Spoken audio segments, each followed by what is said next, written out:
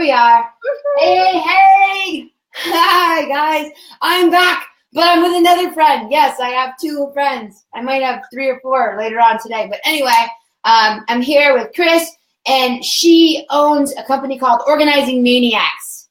Yeah, you guys heard it, right? You guys, all of you that have like a messy desk right now, you're like, oh, shit, Organizing Maniacs. But anyway, she is an expert at organizing. I'm going to let her talk a little bit more about that. But we met about 7 months ago at an event, and me and her, we just clicked.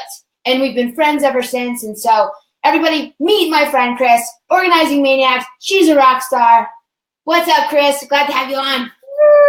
Hey, thanks for having me. It's really funny that it feels like it's a lifetime ago since we met, but it's only been 7 months. I know. And we just recently figured we have like our birthdays are really close in in like dates, and we're almost like sisters, right? So I really appreciate that about you. Yeah, it's awesome.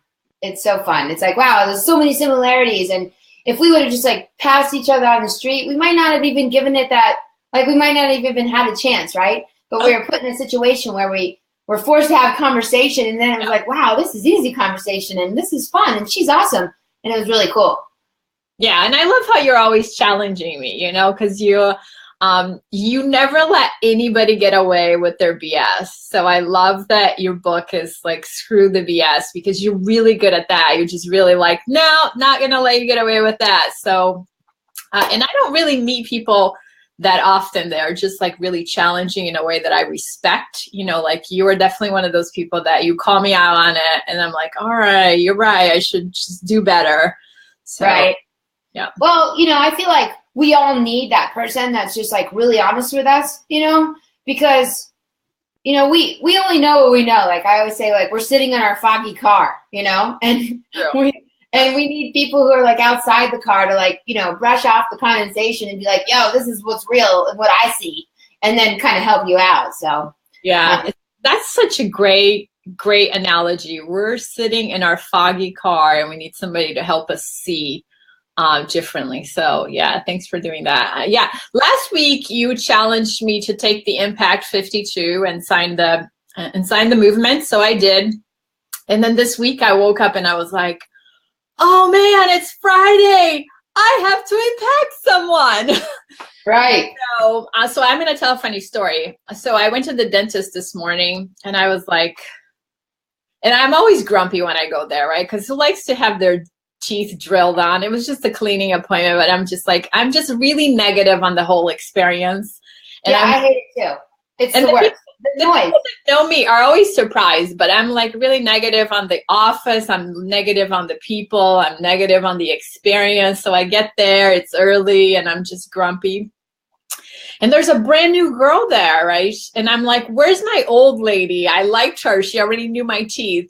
And so I'm like negative on this new experience. And then she was so sweet and she was super nice. And, you know, and then like about like 5 minutes into it, I was just like, I should impact this person's life today, because she could have a really bad day if she started with me. So, sisters, I love that. So I was like, all right, you know, so we kind of got to talk and we kind of got to know each other. And she told me that she spoke French. So she was like, you know, telling me about my name in French. And then she did an amazing job on my cleaning. It was like the best cleaning I ever got. And then at the end, I was like, I'm going to tell her this was the best cleaning I ever got. Because normally I would just be like, gosh, you did such a great job, but I just move on. So I told her, I was just like, because she had a couple of like mechanical issues with the machines, and she was so apologetic about how like it took so long and how bad it was. And I was like, you know what? I want you to know that this was the best cleaning I have ever gotten. And she just lit up in a way that was like amazing. And I was like, she was like, really? And I was like, yes, best cleaning I ever got. And she was like, so smiles and happiness. And I was like, okay. And I didn't lie. That was the best cleaning I ever got, even with all her issues. I was like, wow, my teeth is so clean right now. So thank you for challenging me to make an impact, because it was like, I would have never thought about creating something out of that experience the way I did this morning. Yeah. And See, it made me feel really good too. So the whole, like my whole day took a whole other turn, right? Because remember, I was like, I have to be here. I was so grumpy. And now I was like, okay, I'm going to have an amazing day. Look, my teeth is so clean. So thank you. They are so clean and they look very white and I love them. And I'm like, your hair is all done. You are like, you're putting me in girl. Yeah. So yeah, that is exactly what it's about. And that's what I write in my book. It's about like just being cognizant of like making that small comment or positive notion towards someone else that you typically don't do. Like you might just think it in your head and you're like, well, they already know. And a lot of times like we think people already know they're doing a good job, but they need to hear it. And we do such a shitty job at telling people they're doing something well or complimenting on them on their hair or they have new shoes. You're like, those are cool shoes. Like, what's wrong as a society that we don't just like naturally do that? But guess what? We don't. So my whole movement is like, yes, be more cognizant.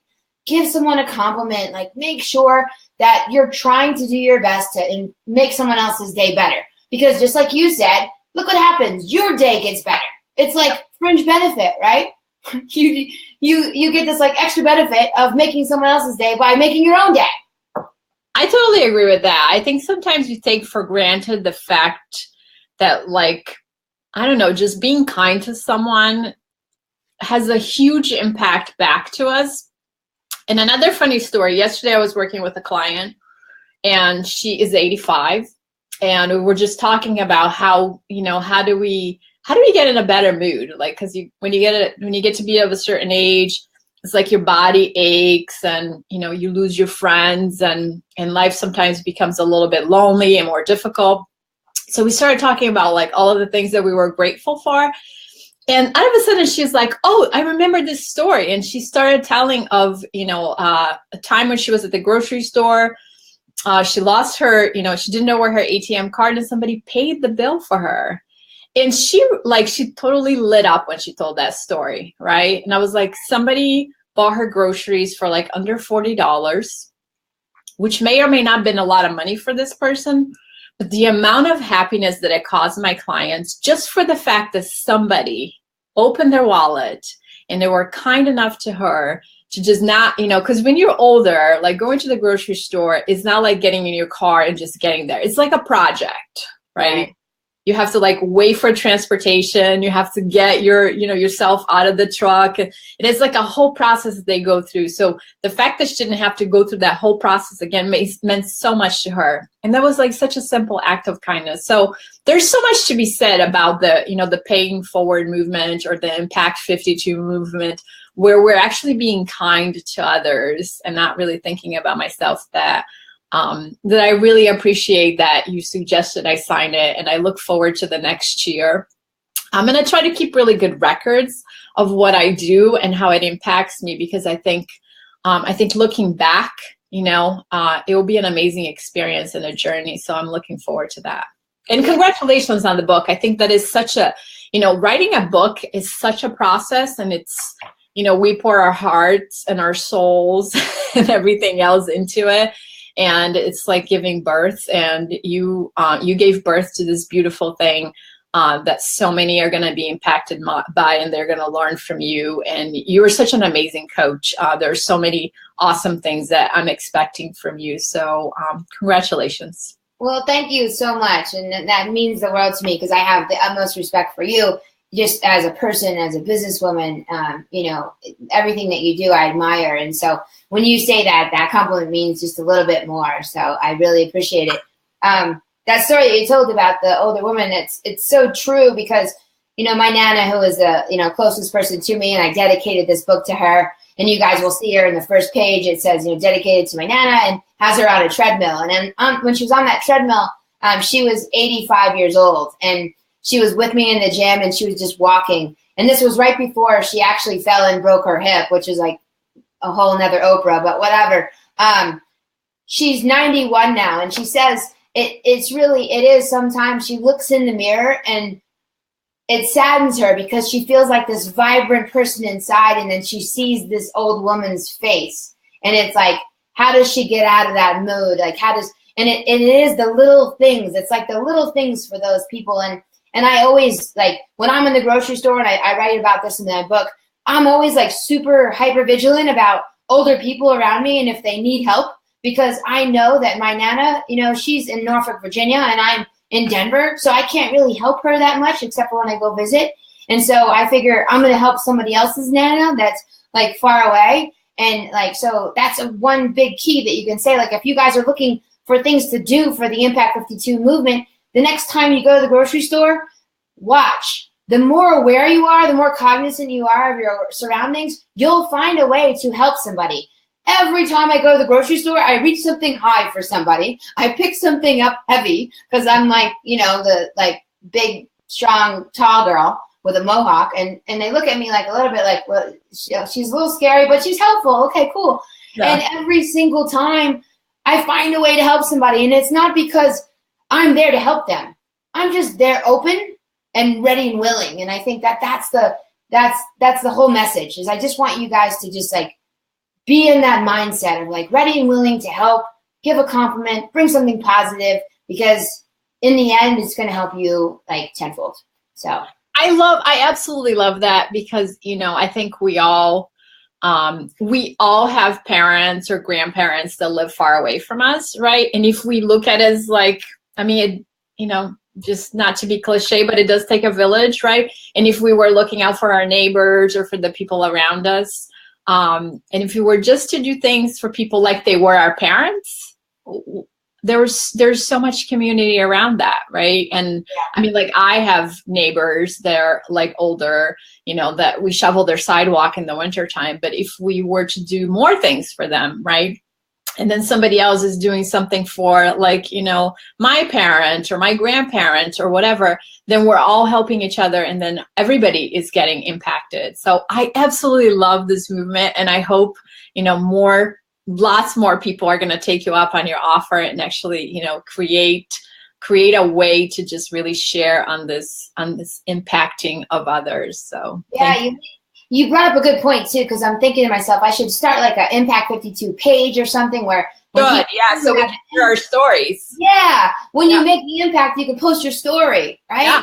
I'm totally gonna do that. I'm gonna do that right now today. As soon as we get off, I'll start a Facebook group of the Impact 52, and then you can post your story. And I want yours to be there. I want you to talk about how you told that dental assistant they did a good job, because I too hate the dentist. Like, my teeth, I write about my teeth in the book too. My teeth were like a biggest, like I was so not confident of my teeth, and then I got my teeth fixed, and then all of a sudden now I smile, I talk, I'm on video, I'm this, that, and that. But every time I go, I freaking hate it because of that sound, like that sound of drilling. And I always say to the lady, I'm like, it's 2017, and we're technology maniacs, and we can't stop drilling on our teeth. Like, there's not something better. And she laughs at me every time, but I have to like turn the music on to like volume 100. I try to like drown it out.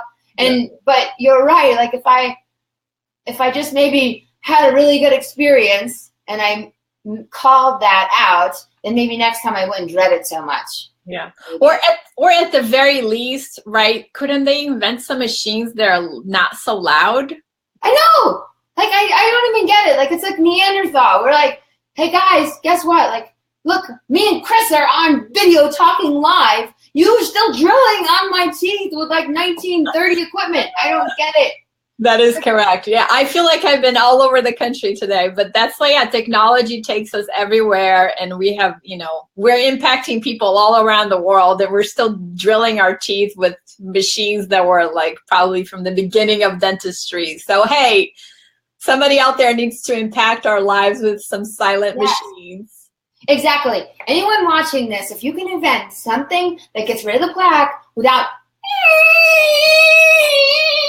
that would be very appreciated. We would love you. We would love you.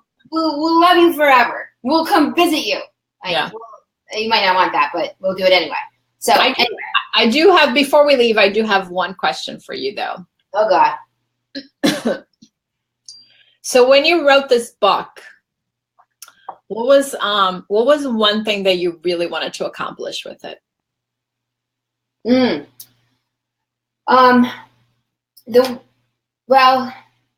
I wanted to accomplish the movement. I wanted people to feel like we're bigger than ourselves. Yep. That was probably the main crux of it. But really, I just wanted to prove it to myself that I could do something that I thought was always so far out of reach and make it in reach. So then I could take that power and then help my clients and everybody else in my world just a little bit more, because writing a book always seemed like something that was so far out of reach for me. And so just like putting it in my world, making it happen was like my real intent. The intent was like just to do something I never thought I could do. You did it. Woohoo! And I'm so glad to be here to celebrate with you. And here's on the road to the bestseller. Woo! Yes, and I appreciate you, and thank you for coming on with me today. Like I said, you're a super important part of my life. You've helped me to get the confidence, like to keep this going, to continue to finish my book, to aim for the bestseller list, to get me on video to do these live things. I'm like not the biggest on live. I like to just like shoot video and then post it whenever I want. But you guys have forced me a little out of my comfort zone with that. So I appreciate you. Thank you so much. Share Impact 52 with as many people as possible. And you guys can go screwthebs.com, go to Impact 52 and pledge to join, right, Chris? It's pretty easy? It's pretty easy. Okay. And it's pretty impactful to change people's lives 1 week at a time. It's going to be amazing. Yeah, it's just the small things. And I'm not asking for big, ginormous acts of kindness. I'm not asking for you to like pay for somebody's groceries. Like, of course, if you want to, do it. But you don't have to do that every week. It's the small things, and that's really where I want you guys to focus. Just be in the conscious mind of being positive. And if you could do that, then we will all be unstoppable. And all the fake news and all the bullshit and all the stuff that's going on around us, it will subside. And all that will be left is happiness. I agree. To the world of positivity of Erin. Yes. Thank you so much, Chris. You're a blessing. I love you. We'll talk soon, okay? Bye. I'll see you later. Bye-bye. Bye.